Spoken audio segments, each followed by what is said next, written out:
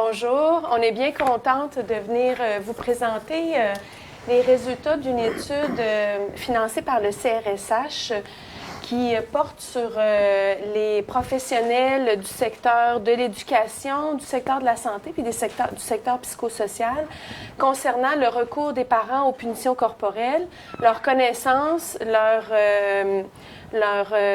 connaissance des obligations de signalement et leur attitude face à la problématique.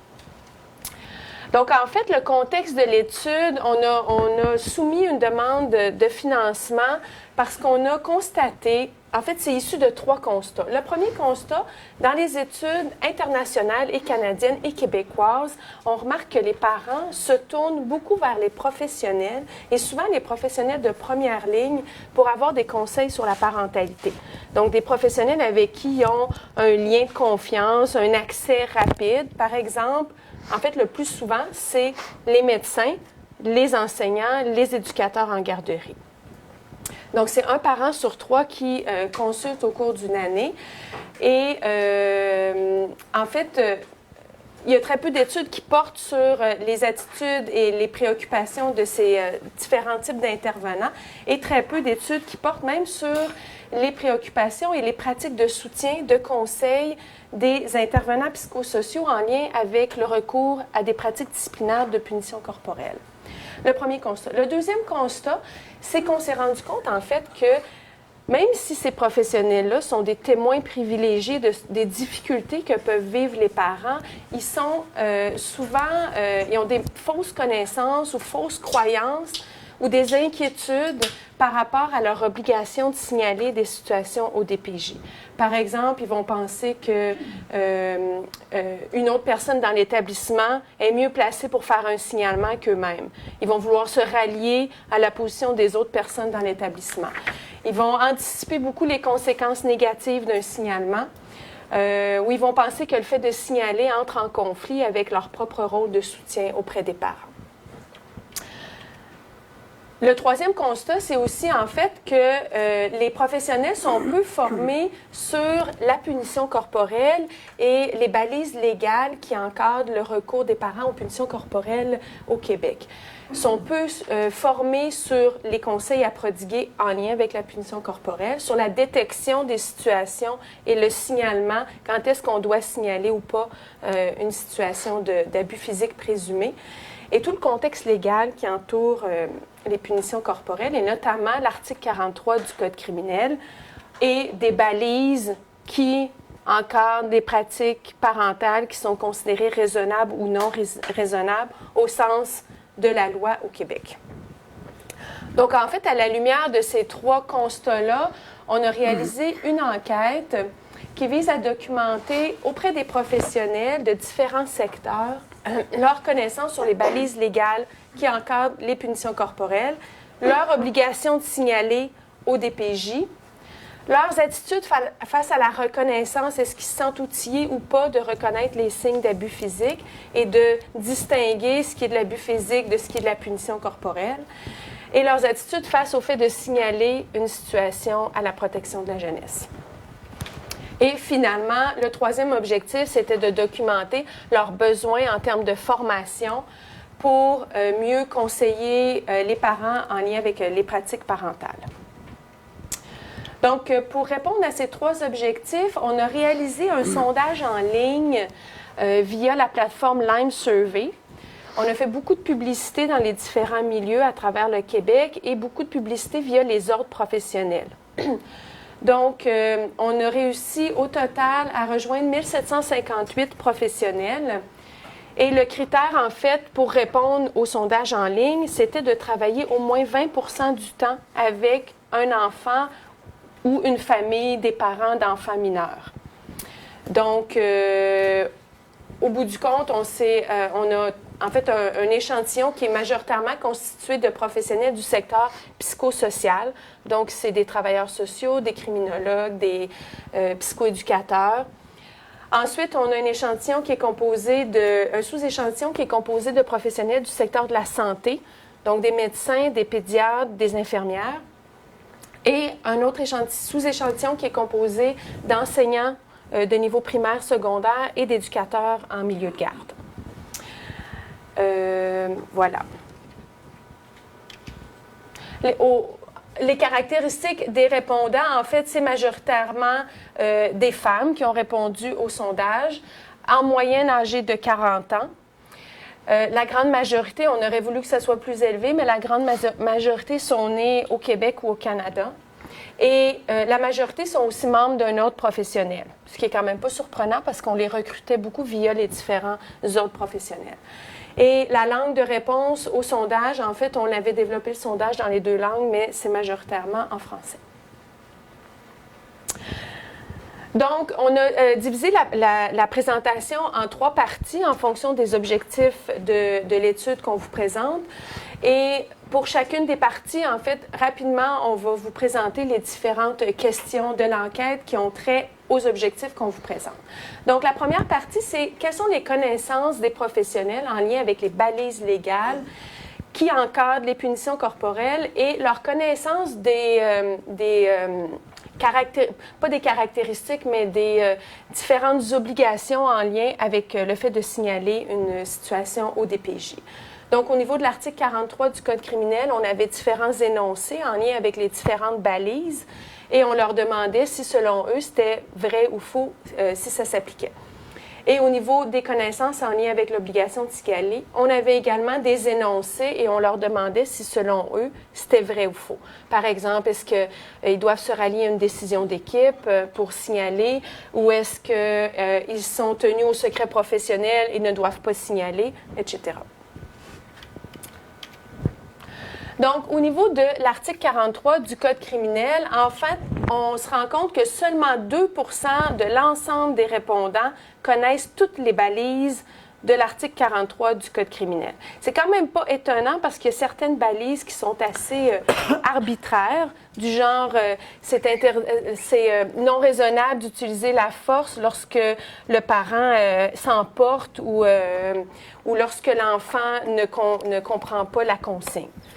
Donc, mais quand on les décline, en fait, on se rend compte quand même qu'il y a beaucoup de répondants qui ne connaissent pas plusieurs balises du Code criminel. Donc, 22 % qui ne connaissent pas 3 balises ou plus de l'article 43 du Code criminel. Ce qui est particulièrement intéressant, c'est quand on compare en fonction du secteur d'intervention, on se rend compte que les professionnels du secteur psychosocial sont ceux qui connaissent le plus les balises, contrairement aux professionnels du secteur de l'éducation et du secteur de la santé qui connaissent beaucoup moins les différentes balises légales.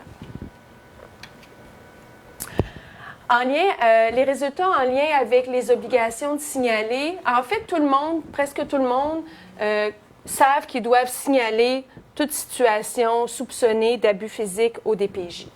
Par contre, quand on leur demande des précisions sur les obligations de signaler, il y en a beaucoup qui ont des méconnaissances en lien avec leur obligation. Donc, en fait, c'est la majorité qui ont au moins une méconnaissance en lien avec leur obligation de signaler. Et encore ici, quand on compare selon le secteur professionnel, on se rend compte que les professionnels de la santé et les professionnels de l'éducation ont davantage de méconnaissances en lien avec l'obligation de signaler. Pour vous donner un exemple, par exemple, un des items, je dois m'assurer de pouvoir prouver que les faits ont eu lieu avant de signaler ou pour signaler un enfant au DPJ. Quand on compare selon le secteur professionnel, on se rend compte que les professionnels du secteur de la santé et de l'éducation ont davantage cette croyance-là que les professionnels du secteur psychosocial. Un autre exemple, ma responsabilité de signaler peut être déléguée à une autre personne de mon établissement. Ici encore, on se rend compte que les professionnels du secteur de l'éducation et de la santé ont davantage ce genre de croyances que les professionnels du secteur psychosocial. Alors, on va être bien intéressés de voir tantôt si ça fait écho à ce que vous vivez dans votre pratique, parce que je vois des hochements de tête. Alors ça, c'était pour la première partie. La deuxième section porte sur les attitudes des professionnels face à la reconnaissance de l'abus physique et au signalement dans des situations de violence. Donc, c'est des items, encore une fois, c'est des choix de réponse. Le sentiment de compétence à reconnaître une situation d'abus physique, il y avait 2 énoncés sur une échelle de 1 à 4 de « je suis fortement d'accord » à « fortement désaccord » avec l'énoncé. On explorait également les attitudes et croyances face au signalement et au DPJ. Donc, des items qui portaient sur des impacts négatifs d'un signalement, des impacts positifs d'un signalement et la manière dont le DPJ traite les signalements qui sont reçus. Et ensuite, on avait 4 vignettes très brèves qu'on va voir tout à l'heure. C'est des énoncés d'une phrase où on explorait avec le répondant son intention de signaler la situation. Donc, c'était un continuum avec des items d'une certaine ambiguïté où il y avait une situation, on va voir tout à l'heure les libellés, mais il y avait une situation qui est vraiment évoque la punition corporelle dite mineure ou plus comme les punitions corporelles qui étaient évoquées tout à l'heure. La punition corporelle envers un adolescent où la sévérité est ambiguë. Punition corporelle envers un enfant, sévérité ambiguë. Puis une punition corporelle sévère qui pourrait être assimilée à des situations d'abus physique au sens de la loi. Donc, les résultats choisis, encore une fois, comme je vous disais, au regard du sentiment d'être capable de reconnaître une situation d'abus physique, donc, les gens se sentent en général habilités à reconnaître. Donc, je suis confiante de pouvoir reconnaître des signes d'abus physique envers un enfant. 88% des répondants du secteur psychosocial s'y reconnaissent. Avec une ampleur un peu moindre en santé et en éducation, où c'est équivalent, autour de entre 75 et 80% qui disent qu'ils se sentent capables de reconnaître une situation. Mais par contre, ce qui peut à vue d'œil sembler paradoxal, mais on pourra en discuter plus tard, la différence entre une punition corporelle raisonnable et déraisonnable est claire pour moi. Comme vous voyez, la moitié des répondants répondent à l'affirmative à cet énoncé-là. Et ici, c'est encore une fois, le secteur psychosocial se sent plus capable de distinguer des types de punitions qui seraient dites raisonnables ou déraisonnables par rapport aux autres. Donc, ce qu'on retient, c'est qu'ici encore, le secteur psychosocial se sent plus en confiance de reconnaître les signes et de distinguer une punition raisonnable de déraisonnable. Maintenant, au regard des attitudes face au signalement et à la manière dont ça va être traité, par rapport aux impacts négatifs d'un signalement, en fait, c'est le seul champ de réponse où il y a des différences. Donc, c'était des items comme « je risque de perdre mon alliance avec la famille si je fais un signalement » ou « je m'inquiète que l'enfant soit retiré de sa famille après un signalement ». Vous vous rappelez que les échelles, ça allait de 1 à 4. Donc, c'est quand même assez élevé. Les gens portent des inquiétudes par rapport aux conséquences négatives de la démarche de signaler, mais le secteur psychosocial en porte significativement moins que les autres secteurs. Au regard d'impact positif de la démarche de signaler, c'est plus élevé. Comme vous voyez, les réponses sont plus élevées. Et les impacts positifs, c'était, par exemple, le signalement au DPJ est aidant et nécessaire. Le signalement au DPJ peut faire une différence dans la vie de l'enfant, où il est prudent de signaler une situation au moindre doute. Donc, tout le monde adhère assez fortement à ces énoncés. Il n'y a pas de différence entre les champs de pratique. Et les derniers items, attitude face au DPJ, là, c'est, dans le fond, plus c'est bas, plus c'est favorable à la qualité de la réponse perçue. Donc, parce que les items sont formulés à la négative. Donc, les items étaient, par exemple, le DPJ ne prendra pas au sérieux mes signalements, ou le DPJ réagit de manière exagérée ou inappropriée aux signalements qui sont reçus. Je peux vous dire les deux autres, il y en reste juste 2, puis je suis certaine que ça suscite de l'intérêt. Donc, les 2 autres items, c'est le DPJ n'a pas les ressources nécessaires pour évaluer en profondeur les signalements reçus. Puis le dernier item, le traitement de mon signalement varie selon l'intervenant du DPJ qui le reçoit.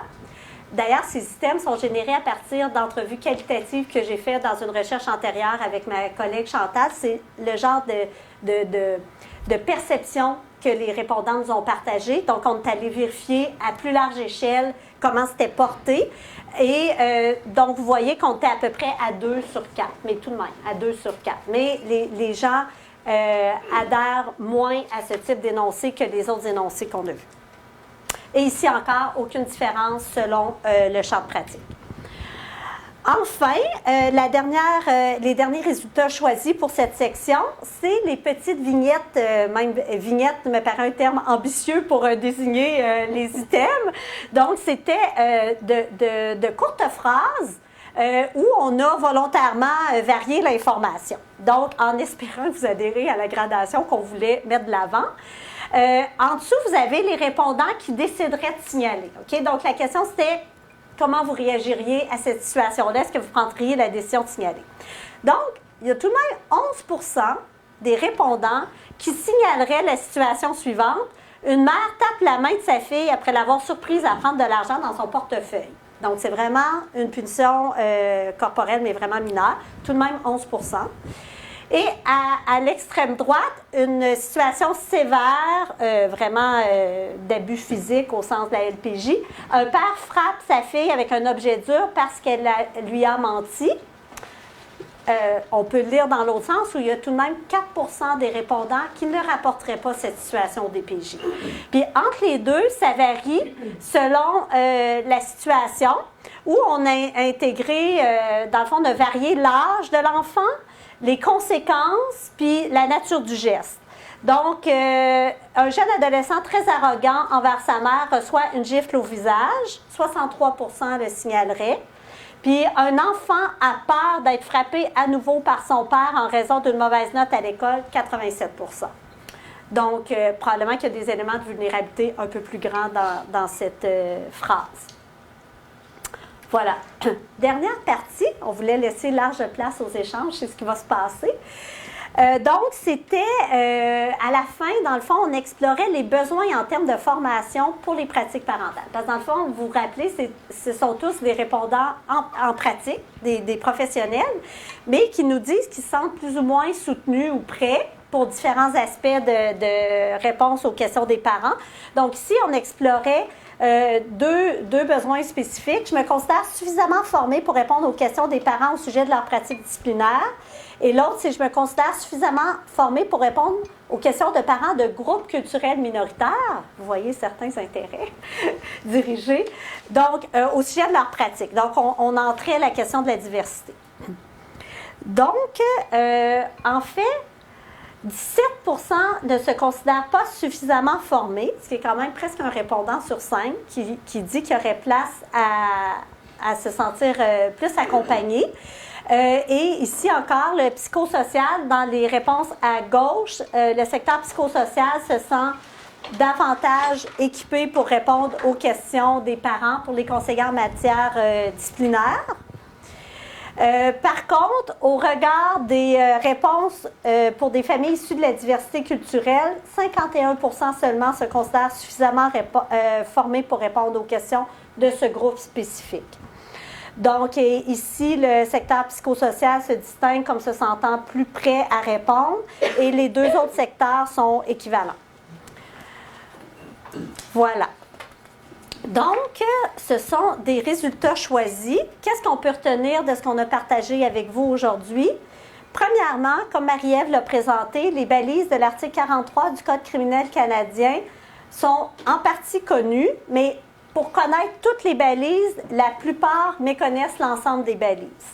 Ensuite, comparativement aux professionnels du secteur psychosocial, les professionnels du secteur de la santé et de l'éducation se sentent moins confiants à reconnaître les signes d'abus physiques, mais connaissent davantage les balises légales qui entourent le recours à la punition corporelle, mais connaissent davantage leurs obligations en termes de signalement et se sentent moins bien formés pour conseiller les parents sur leurs pratiques disciplinaires.